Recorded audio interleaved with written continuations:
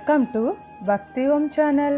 ఈ వీడియోలో ఒక ఊరిలో బిడ్డ పుడితే ఏడుస్తారు, చనిపోతే మాత్రం పండగ చేసుకుంటారు. ఆ ఊరు ఎక్కడ ఉందో తెలుసుకుందామా? మన దేశంలో రకరకాల మనుషులు, మతాలు, కులాలు, భాషల వారు ఉంటారు. అలాగే వారి కట్టుబాట్లు, ఆచారాలు, సాంప్రదాయాలు చాలా భిన్నంగా ఉంటాయి. అందులో రాజస్థాన్కు చెందిన జిప్సీ తెగ కూడా ఒకటి. వీరి ఆచారాలు తెలిసాక తప్పక ఆశ్చర్యపోతారు, ఎందుకంటే వీటి గురించి ఇంతవరకు ఎవ్వరూ విని ఉండరు. ఇక ఈ తెగకు చెందిన ప్రజలు చాలా పేదవారు. ఇంకో ముఖ్యమైన విషయం ఏమిటంటే అక్కడ మహిళలు చేయకూడని పనులు చేసి కుటుంబాన్ని పోషిస్తూ ఉంటారు. దీని వలన జిప్సీ తెగ అపఖ్యాతి పాలవుతుంది. ఈ కాలంలో కూడా ఈ తెగ రోడ్ల వెంట నివసిస్తుంది. ఇక్కడి మనుషులు చనిపోయిన జంతువుల కళేబరాలను తింటారు. వీరికి ఒక విచిత్రమైన సాంప్రదాయం కూడా ఉంది.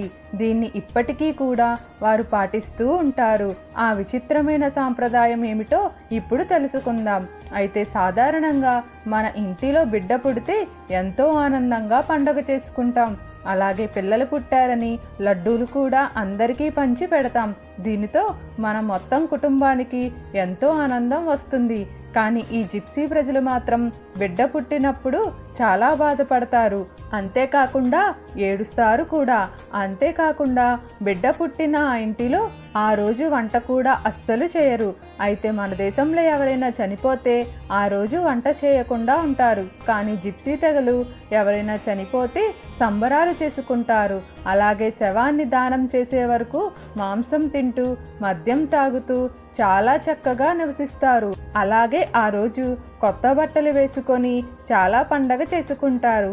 అయితే ఇక్కడ ప్రజలు తినటానికి తిండి లేకపోయినా ఉండగలరు, కానీ మద్యం తాగకుండా అస్సలు ఉండలేరు.